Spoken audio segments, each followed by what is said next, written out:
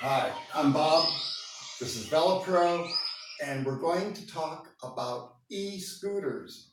But I want to talk about the little ones with the little 8-inch wheels, not the ones that look like Vespas, because those are more like motorcycles and they're in a different class than what I want to discuss here.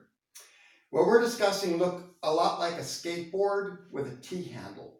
You stand on it and it typically has a lithium battery pack and a wheel on each side.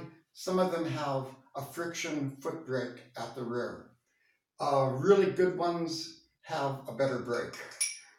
But I would like a real brake.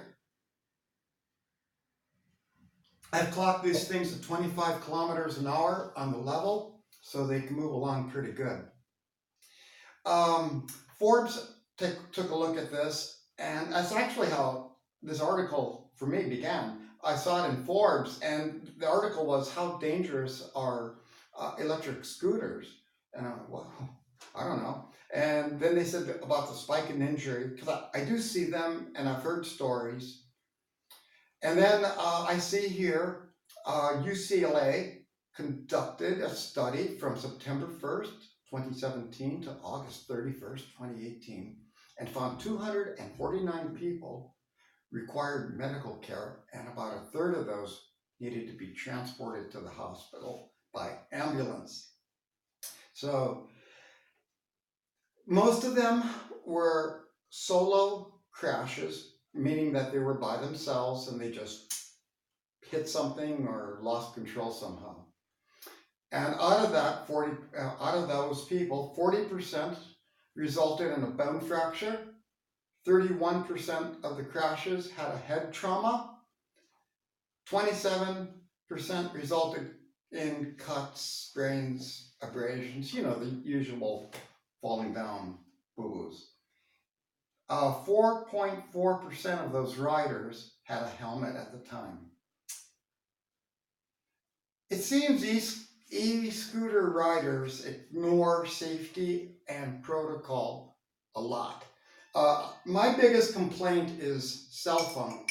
I see them on their cell phones, and that's kind of one thing. And headphones for music, and that, of course, is another. We never block our ears with any kind of music when we're riding.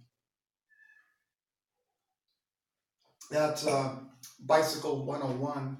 I wouldn't do it on an electric scooter for sure. But the safety protocols and helmets, gloves, all this. And this leads me to think about what I see with kids, especially there's three issues really: childhood obesity, and I'll leave a couple links about that because I think there's a correlation to electric transportation and kids not exercising enough. Also, excuse me, children are more likely to disobey or not understand the laws and get into traffic situations. For example, two on this type of thing going down a busy street, and I've seen that. So that kind of thing really makes you nervous.